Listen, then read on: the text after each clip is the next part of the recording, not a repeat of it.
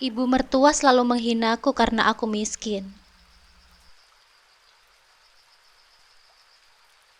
Assalamualaikum sahabat Bunda. Semoga Allah selalu memberikan kesehatan dan kebahagiaan untuk kita semua. Buat sahabat Bunda yang sudah subscribe, semoga rezekinya dilancarkan ya. Amin ya robbal alamin.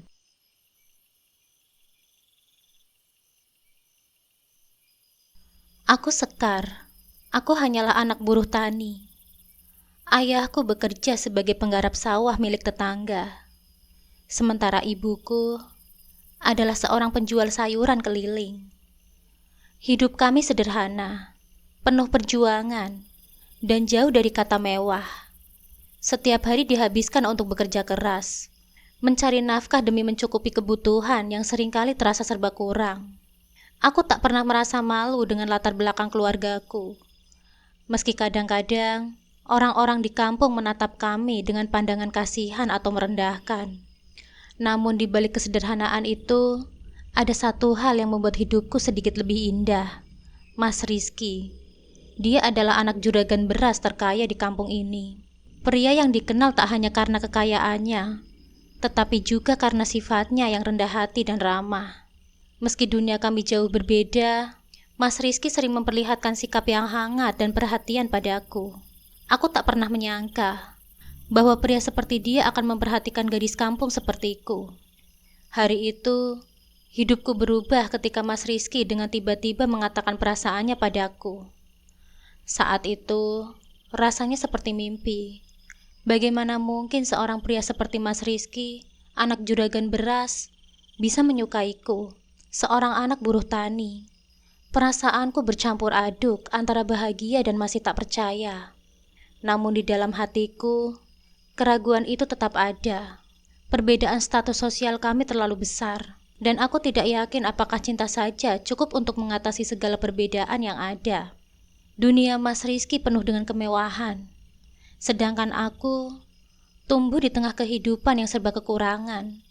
Aku takut, bukan hanya pada kehidupan baru yang akan aku jalani, tetapi juga pada bagaimana keluarganya akan memandangku.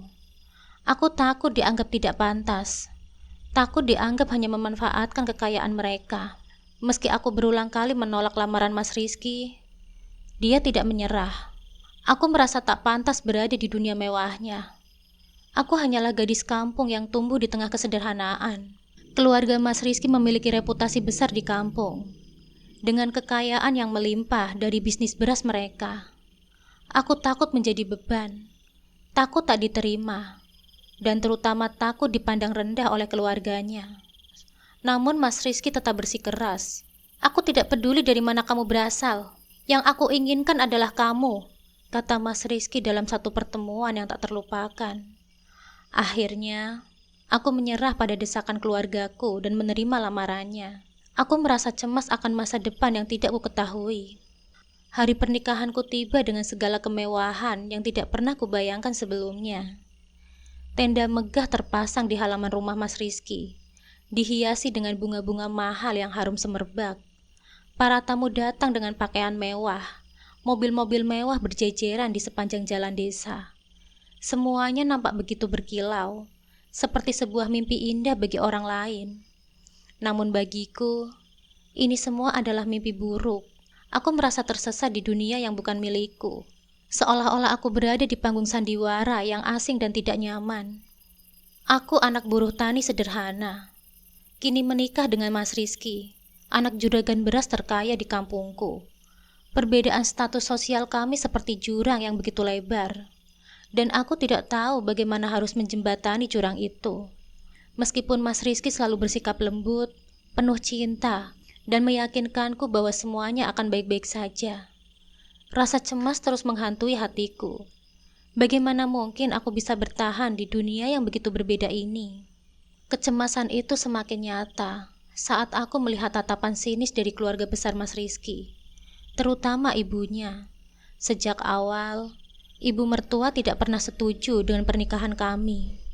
Saat Mas Rizky melamarku, ia dengan tegas menolaknya, berusaha melarang anaknya menikah denganku, gadis yang hanya dianggapnya sebagai anak buruh tani yang tidak sepadan. Namun Mas Rizky tetap bersikeras. memohon restu dari keluarganya. Ayah Mas Rizky akhirnya melunak. Mungkin karena dia tak tahan melihat anak satu-satunya kehilangan kebahagiaan jika pernikahannya denganku tidak direstui. Tetapi tidak demikian dengan ibunya, yang selalu memandang rendah diriku dan keluargaku. Ketika prosesi pernikahan selesai dan kami tiba di rumah keluarga Mas Rizky yang megah, ketegangan semakin terasa. Rumah besar itu terlihat begitu indah, dengan hiasan dan perabotan yang semuanya serba mahal. Namun aku tidak bisa menikmati keindahan itu. Begitu aku menginjakkan kaki di rumah itu, aku bisa merasakan dinginnya suasana. Tatapan sinis ibu mertua yang mengarah kepadaku membuatku merasa kecil dan tidak berharga. Wah, seneng banget ya kamu Sekar. Bisa hidup senang dengan kemewahan dari anakku. Kalimat itu terucap dengan tajam dari bibir ibu Mas Rizky saat pertama kali aku memasuki rumah itu sebagai menantunya. Aku tertegun, tak tahu harus berkata apa. Tubuhku membeku mendengar sindiran itu. Matanya menyelidik, seolah-olah aku adalah penipu yang hendak mengambil alih kekayaan mereka. Kata-katanya menusuk lebih dalam daripada pisau. Mas Rizky yang mendengar itu mencoba menengahi. Bu, tolong jangan bicara seperti itu. Sekar mencintaiku, dia tidak seperti apa yang ibu kira. Namun sang ibu hanya mendengus sinis. Cinta?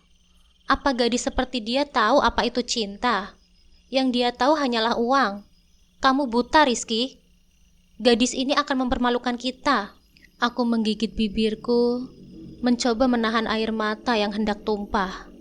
Momen yang seharusnya menjadi hari yang paling bahagia dalam hidupku justru dipenuhi dengan kekhawatiran dan ketidakpastian. Setiap hari setelah pernikahan itu terasa seperti berjalan di atas pecahan kaca. Tidak ada satupun hari yang berlalu tanpa sindiran atau ejekan dari ibu mertua. Keesokan paginya, saat aku bangun untuk membantu pekerjaan rumah, ibu mertua berkata dengan suara dingin, "Tidak perlu, nanti kamu malah merusaknya.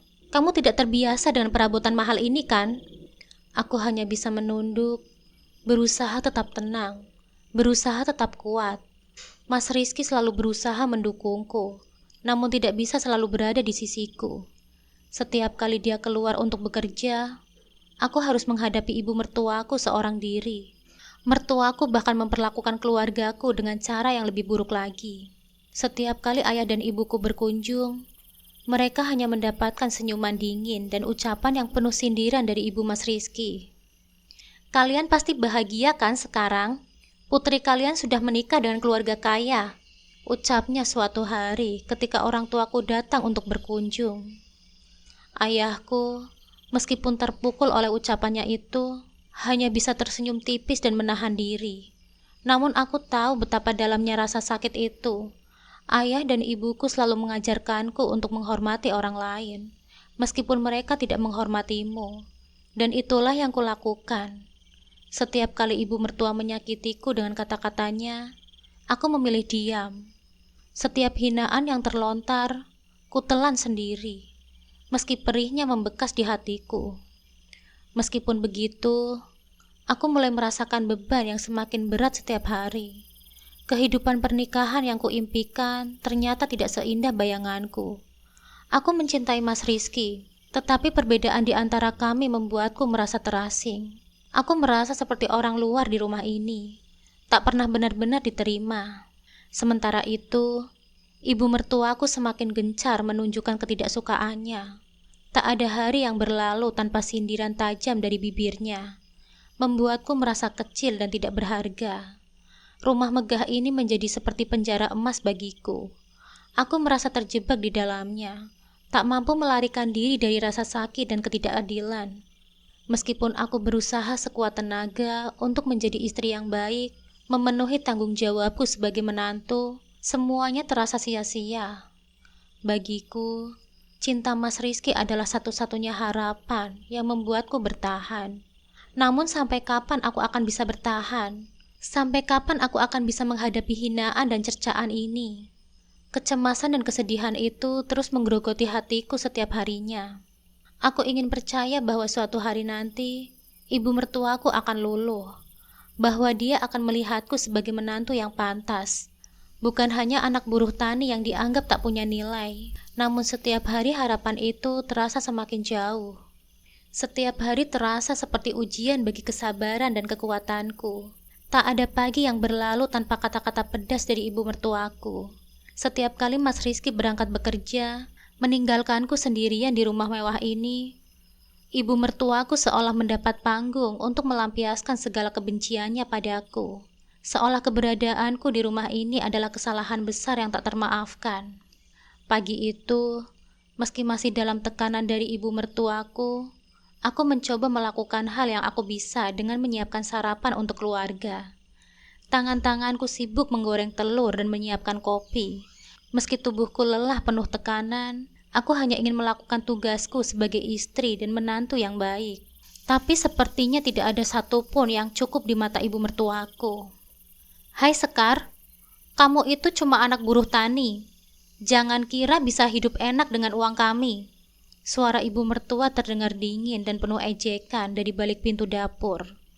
Aku terdiam, berusaha untuk tidak terpancing emosi, meskipun dadaku bergejolak. "Tidak perlu repot-repot. Toh apa yang kamu lakukan pun tidak akan ada gunanya. Lagian, aku juga tidak sudi makan dari tangan orang miskin seperti kamu." Matanya menatap tajam ke arahku, seolah-olah ingin menusuk jiwaku. Aku mencoba sabar, mencoba menerima setiap kata kasar yang dilontarkan padaku. Meskipun hatiku terluka, aku hanya menunduk dan tetap melakukan tugas-tugasku. Aku sadar, di mata ibu mertuaku, aku tidak lebih dari gadis miskin yang dianggap mempermalukan keluarganya. Segala sesuatu tentang diriku selalu salah di matanya. Bahkan upayaku untuk menyesuaikan diri dengan gaya hidup keluarga Mas Rizky selalu dianggap sebagai cara untuk mencuri kenyamanan dari keluarga mereka.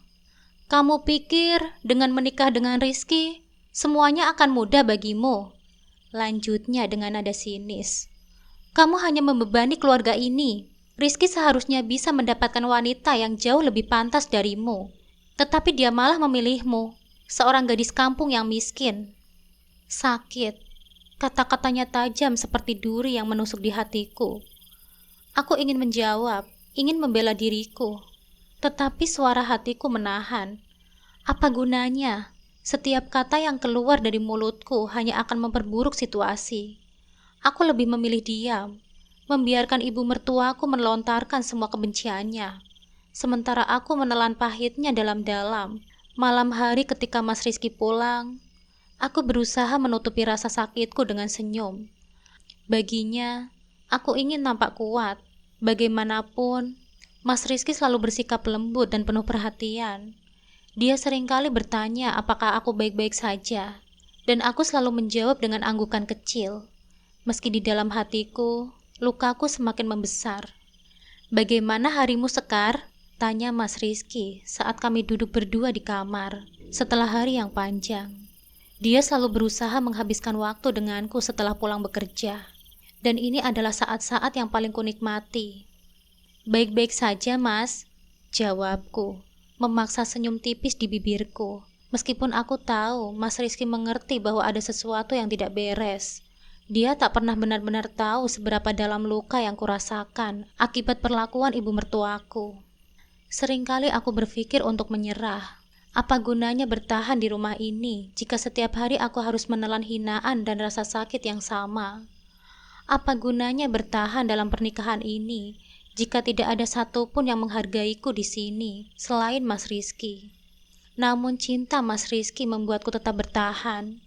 Dia adalah alasan mengapa aku berusaha sabar dan kuat, meskipun setiap hari terasa seperti neraka.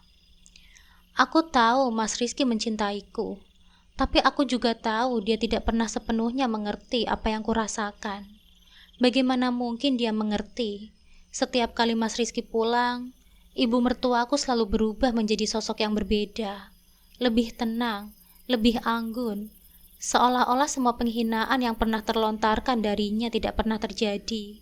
Dia pandai menutupi kebenciannya, membuatku nampak seperti orang yang berlebihan jika aku mengeluh. Pernah suatu malam, Aku mencoba untuk berbicara tentang perlakuan ibu mertuaku kepada Mas Rizky. Mas, ibu sepertinya tidak menyukaiku. Ucapku pelan, ragu-ragu. Mas Rizky menatapku dengan penuh perhatian. Namun aku tahu kata-kataku tidak akan pernah bisa sepenuhnya menggambarkan apa yang sebenarnya terjadi. Jangan terlalu dipikirkan sayang.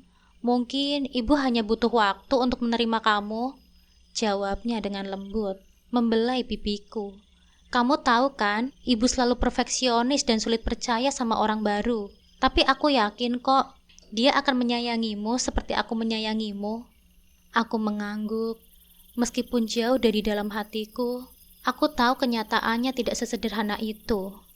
Bagi ibu mertuaku, aku bukan hanya menantu baru yang butuh diterima, tapi aku adalah simbol dari kegagalan. Aku tidak akan pernah bisa mencapai standar yang dia tetapkan.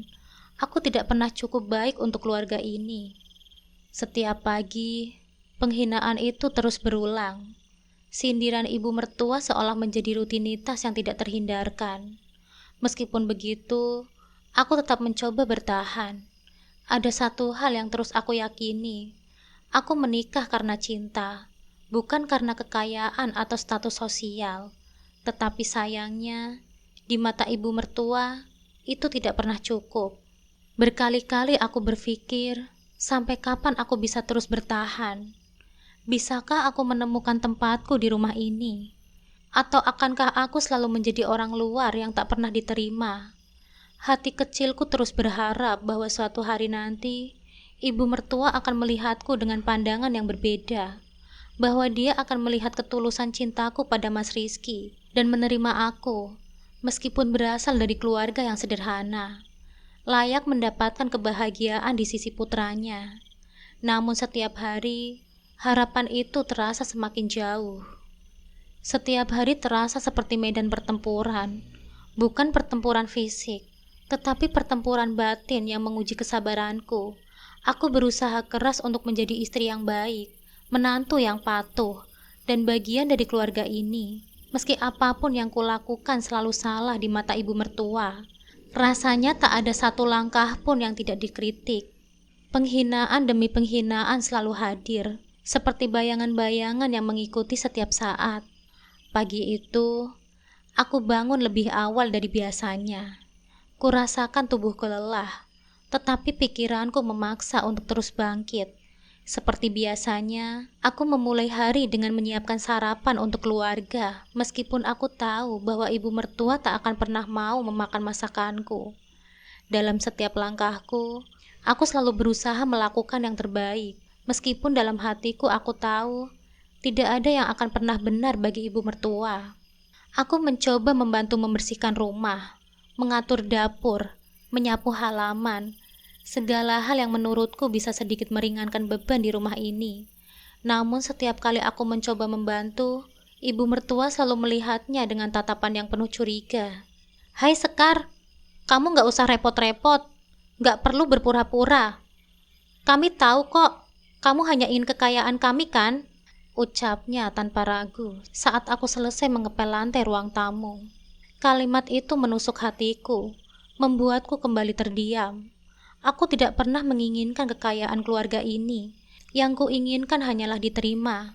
Aku ingin menjadi bagian dari mereka, bukan karena status, tetapi karena cintaku pada Mas Rizky. Tapi di mata ibu mertua, ketulusanku seolah selalu diabaikan, tertutupi oleh prasangka buruk yang tak pernah hilang. Setiap hari, aku merasa semakin tersisih, semakin jauh dari impian untuk hidup harmonis. Suatu sore, ketika aku selesai mencuci piring di dapur, aku mendengar ibu mertua berbicara di ruang tengah dengan suara yang jelas dan penuh sindiran. Sebenarnya, Rizky bisa saja mendapatkan wanita yang lebih baik, bukan perempuan miskin kayak Sekar. Lihat saja tuh, perempuan miskin itu tidak tahu apa-apa selain menyusahkan.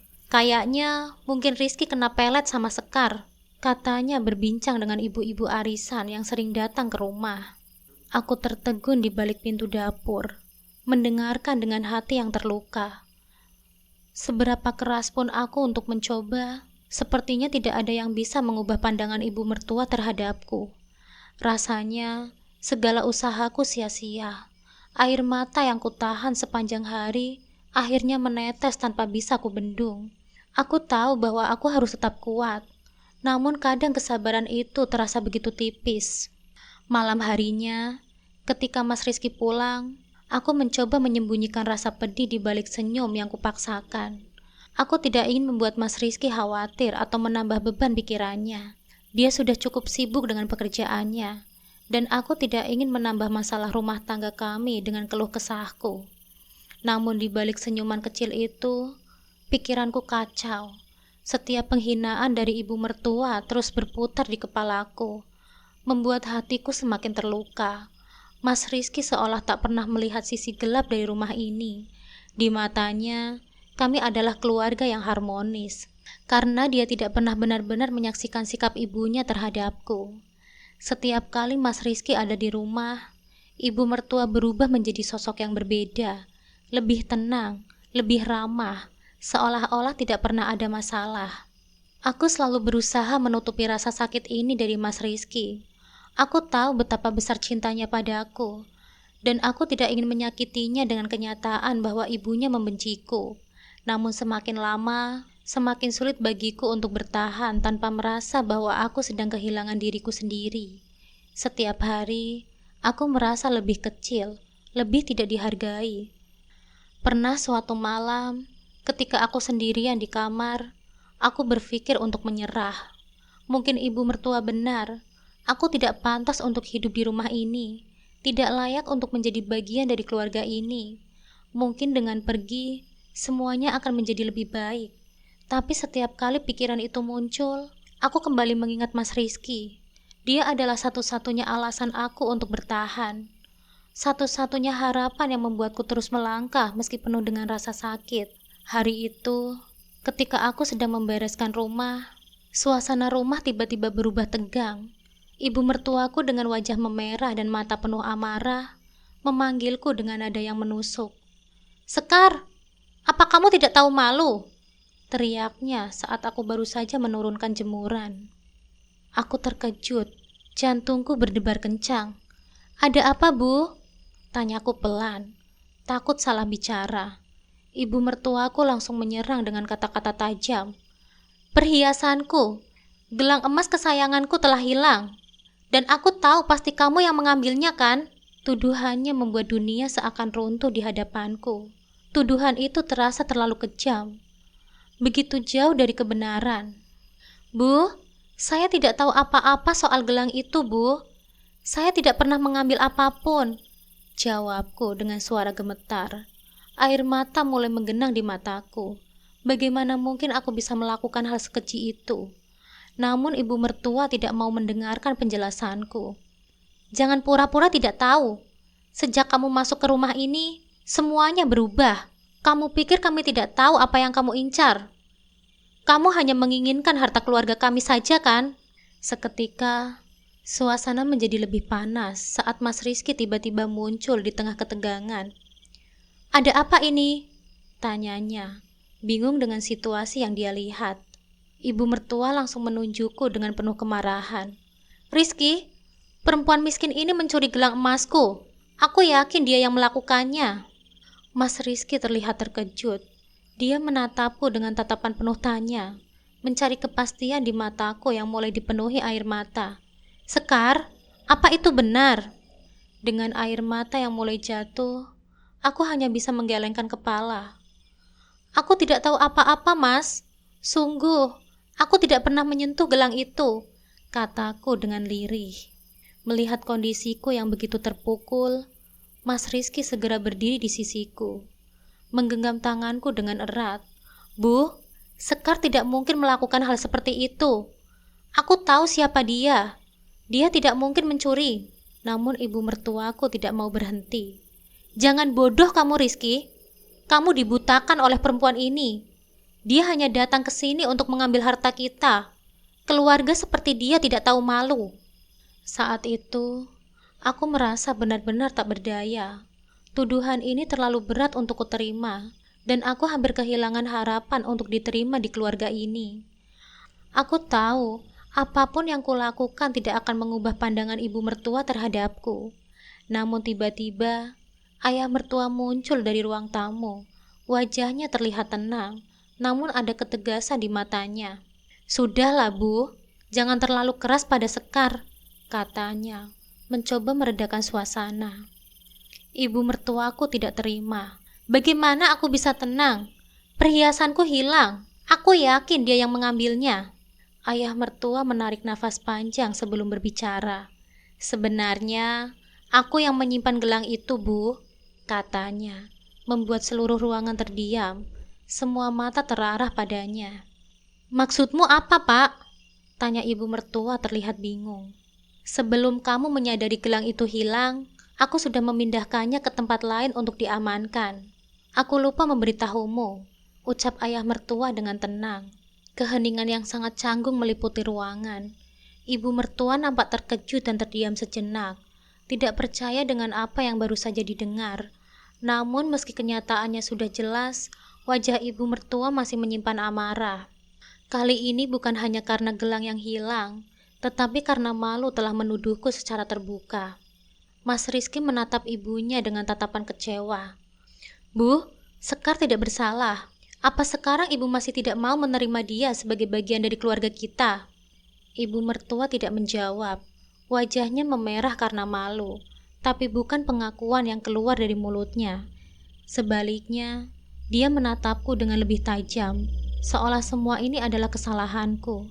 Dia merasa terhina karena sudah menuduhku di depan semua orang, dan rasa malu itu membuat kebenciannya semakin besar.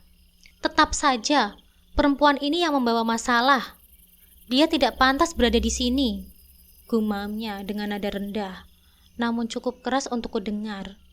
"Kamu tidak tahu, Rizky, perempuan ini akan membawa lebih banyak masalah nantinya." Aku mencoba menahan tangis. Meski tuduhan itu tidak terbukti salah, aku masih merasa sangat terluka. Bukan hanya karena penghinaan itu, tetapi juga karena aku tahu apapun yang kulakukan tidak akan pernah cukup untuk menenangkan hatinya. Mas Rizky kembali membelaku. "Bu, tolong, Sekar adalah istriku, dan dia tidak pantas diperlakukan seperti ini. Aku mohon padamu, Bu, terimalah dia." Namun ibu mertua tetap keras. Dia tidak mengakui kesalahannya, malah semakin menjauh dariku. Hari itu, aku tahu hubungan kami tak akan pernah sama. Meski aku sudah berusaha sebaik mungkin, ibu mertua tetap melihatku sebagai ancaman bagi keluarganya. Malam itu, setelah semua orang pergi tidur, aku duduk di kamar, merenungi semua yang telah terjadi. Mas Rizky memelukku dengan erat, berusaha menghiburku. "Aku tahu ini berat, tapi aku ada di sini untukmu, Sekar. Jangan khawatir, semuanya akan membaik," bisiknya dengan lembut. Namun jauh di dalam hatiku, aku tahu bahwa perjuanganku baru saja dimulai. Ibu mertua tidak akan berhenti membenciku hanya karena salah paham kecil. Bahkan mungkin kebencian itu akan semakin dalam. Tapi demi cintaku pada Mas Rizky, aku bertekad untuk tetap bertahan. Seberapapun sulitnya perjuangan ini. Semua berubah pada suatu malam yang kelam.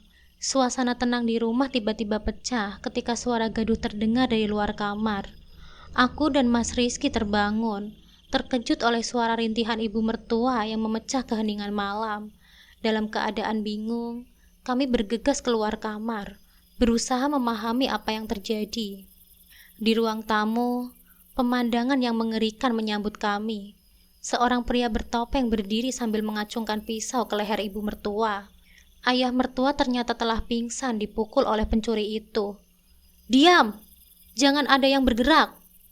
teriaknya dengan suara berat dan menakutkan. Ibu mertuaku terlihat sangat ketakutan dan tidak berani berbuat apa-apa. Ketika rasa panik menyelimutiku, aku tahu aku harus melakukan sesuatu. Melihat ibu mertua dalam posisi terancam, naluriku sebagai seorang istri dan seorang manusia mengalahkan rasa takutku. Aku tidak bisa membiarkan orang yang telah memberiku begitu banyak kesakitan ini dalam posisi bahaya. Tanpa berpikir panjang, aku melangkah maju. Aku memang pernah belajar bela diri waktu SMA, jadi ada keberanian yang timbul dalam diriku. Perampok itu terkejut dengan kehadiranku. Sepertinya tidak mengharapkan ada orang lain yang berani melawan. "Mundur! Jangan sekali-kali mendekat!" ancamnya. Namun aku tetap berdiri di tempatku, tidak ingin mundur. Tapi takdir berkata lain. Dalam kekacauan itu, aku berhasil memukul perampok itu. Namun naasnya perampok yang dalam keadaan panik mengayunkan pisaunya ke arahku. Tanpa bisa ku menghindar, aku merasakan sakit yang luar biasa saat pisaunya menembus perutku. Aku jatuh ke lantai, sembari merasakan darah yang mengalir deras dari lukaku. Ibu Mas Rizky menjerit ketakutan melihatku terkapar. "Ya Tuhan, Sekar! Kamu tidak apa-apa!" Dia melangkah maju memelukku. Dan di saat itulah, aku melihat di matanya sesuatu yang belum pernah kulihat sebelumnya. Rasa bersalah yang mendalam. "Kenapa kamu melakukan ini?" Suaranya penuh kepanikan. Dan untuk pertama kalinya, aku merasa ibu mertua melihatku bukan sebagai musuh atau penghalang, tetapi sebagai seorang pahlawan yang berani berkorban demi keluarganya. Dalam kondisi setengah sadar, aku mendengar suara Mas Rizky berteriak penuh rasa sakit. "Sekar, jangan tutup matamu, tetaplah bersamaku." Dan kemudian segalanya menjadi gelap. Ketika aku mulai tersadar, aku berada di rumah sakit. Tubuhku terasa sakit dan pandanganku kabur. Di sampingku, Mas Rizky duduk dengan wajah yang pucat, memegang tanganku dengan erat. "Sekar, kamu sudah bangun?" teriaknya penuh haru. "Apa yang terjadi, Mas?" tanyaku dengan suara serak. "Perampok itu sudah ditangkap. Kamu sangat berani, Sekar." Ibu menyesal," ucapnya. Di sudut ruangan, aku melihat ibu mertuaku dengan mata yang penuh air mata. Ibu sangat menyesal, Sekar. Apa yang kamu lakukan untuk ibu? Ibu tidak bisa melupakan itu. Ibu berjanji akan berusaha menerima kamu," katanya, suaranya bergetar. Mendengar kata-katanya, aku merasakan sesuatu di dalam hatiku. Mungkin justru dari peristiwa mengerikan ini, semua jembatan baru terbuka antara kami, sebuah harapan baru untuk masa depan yang lebih baik. Setelah kejadian itu, hubungan kami berubah drastis. Ibu mertuaku tak lagi memandangku rendah. Dia mulai menghargai setiap usaha yang kulakukan dan menerima bahwa aku adalah bagian dari keluarga ini, bukan karena kekayaan, tetapi karena pengorbanan dan ketulusan hati yang telah kutunjukkan. Beberapa minggu kemudian, ibu mertua secara perlahan mulai membuka diri. Kami sering menghabiskan waktu bersama di dapur, memasak hidangan kesukaan Mas Rizky, dan dalam proses itu, kami membangun ikatan yang lebih erat. Suatu hari, ketika kami sedang membuat kue ulang tahun untuk Mas Rizky, ibu mertua tiba-tiba berhenti dan menatapku. "Sekar, ibu tahu, ibu tidak pernah bersikap baik padamu. Tapi sekarang, ibu ingin kamu tahu bahwa ibu menghargai semua yang telah kamu lakukan untuk keluarga ini. Terima kasih ya, Sekar," ucapnya dengan tulus. Kata-katanya membuat hatiku bergetar. Kehidupan kami kini jauh lebih damai. Mas Rizky dan aku sering menghabiskan waktu bersama dan saling mendukung dalam setiap langkah. Keluarga besar Mas Rizky pun mulai beradaptasi dengan kehadiranku. Mereka mengundang kami untuk menghadiri berbagai acara keluarga, dan aku merasa semakin diterima. Hari-hari berlalu, dan hubungan kami semakin harmonis. Kami merayakan setiap momen kecil, dari ulang tahun Mas Rizky hingga perayaan hari raya, dengan penuh kebahagiaan. Satu persatu, anggota keluarga Mas Rizky pun mulai membuka diri dan menerima kehadiranku dengan hangat. Kini aku tahu bahwa cinta sejati bukan hanya tentang dua orang, tetapi juga tentang keluarga yang saling mendukung dan menghargai. Dalam pernikahan kami belajar untuk saling melengkapi dan menghormati satu sama lain. Mas Rizky selalu ada untukku, dan aku berusaha sekuat tenaga untuk menjadi istri yang baik baginya. Meski melalui banyak rintangan, kini aku merasa bahwa aku benar-benar telah menjadi bagian dari keluarga ini, bukan karena status, tetapi karena cinta yang tulus. Kami merayakan kebersamaan, dan dengan senyuman, aku tahu bahwa ini adalah awal dari sebuah perjalanan baru yang penuh harapan dan cinta. Dan di dalam hatiku, Aku mengucapkan terima kasih kepada segala ujian yang telah membawaku pada cinta yang sejati.